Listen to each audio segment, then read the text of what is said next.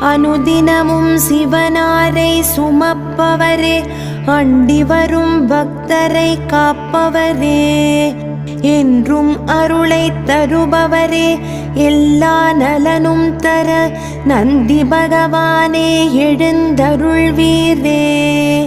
கையிலை சிவனின் வாயில் காவலரே, கையிலை நாதனை வேண்டி வரம் பெற்றவரே, கையிலை விட்டு தரணிக்கு வந்தவரே, கலியுக மக்களை காக்க நந்தி பகவானே எழுந்தருள்வீரே.